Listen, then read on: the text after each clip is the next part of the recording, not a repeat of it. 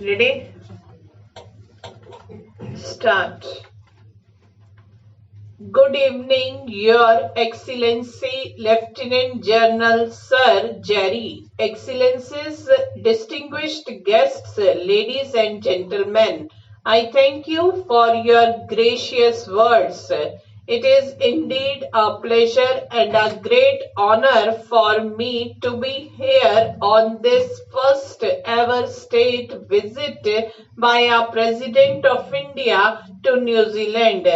Excellency, as I mentioned you this morning, though this is my first visit to this beautiful land and city is not unknown to me, as I had this privilege of representing my country as days of my foreign minister in 1995 at the Conference of Heads of Commonwealth, as this particularly significant as Nelson Mandela for the first time as head of the state of South Africa attended the conference of the Commonwealth Heads of Government.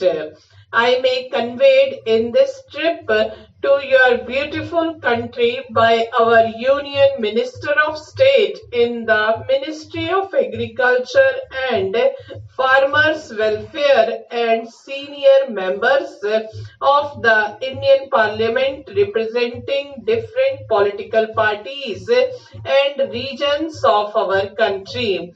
We bring the goodwill and best wishes of the government and the people of the Republic of India.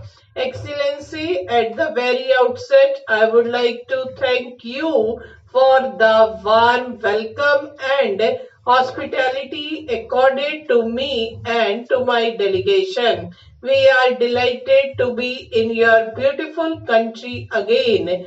The governments and the people of India and again have over the years developed a close and fruitful relationship of friendship and cooperation. We share a unique bond of trust and mutual understanding based on our shared values of synergies. Though we may be separated by geographical distances, our cooperation has in recent years become increasingly multifaceted, dynamic and rewarding. We note with satisfaction a new momentum in our bilateral relations, especially since the visit of Prime Minister the Honorable John Key to India in June 2011. In 2013, our bilateral trade crossed 1 billion US dollars. However, given the relative size of our economies and the wide convergence of interests in many areas, we both agree that the present level of trade and investment needs to be vigorously advanced in order to realize its substantial potential. Excellency, ingenuity and innovation are qualities for which your country is well known. I understand that popular local culture holds that Kiwis can do anything with a piece of number 8 wire used for virgin tubes of fencing. The fencing wire, for which New Zealand farmers found many uses, is firmly entrenched in the heritage of your pioneer nation.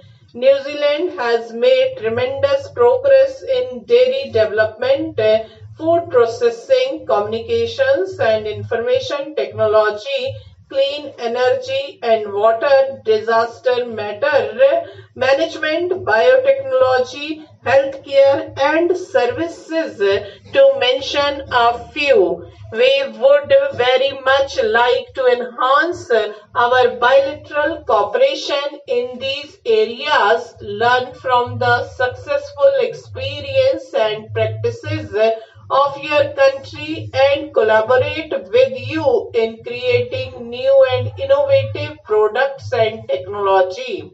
India looks forward to new partnerships with New Zealand in area of common interest. We invite investors and entrepreneurs from your country to join Indian counterparts in the Make in India initiative of my government. Our two nations share an extraordinary convergence of values and aspirations. We have demonstrated a remarkable degree of independence of spirit in defending and upholding democratic values that are vitally important to the group of nations.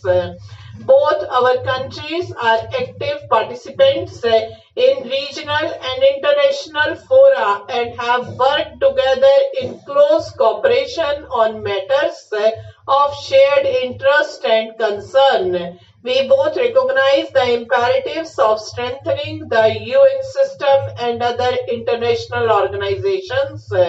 We would like to see them reformed so that they remain relevant and effective in addressing the challenges that confront the world today. In this context, India stands ready to shoulder greater responsibilities in the international arena.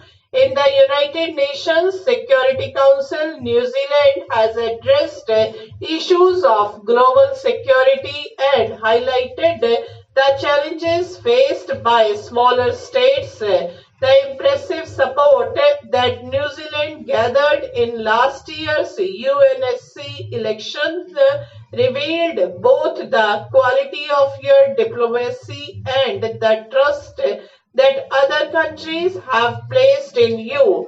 We look forward to enhanced cooperation between our two countries, both in the regional as well as global context. Excellency, New Zealand is home of more than 170,000 people of Indian origin. Our people-to-people contacts are growing. Indian students are increasingly opting for higher studies in your country, and we are seeing enhanced tourist flows in both directions.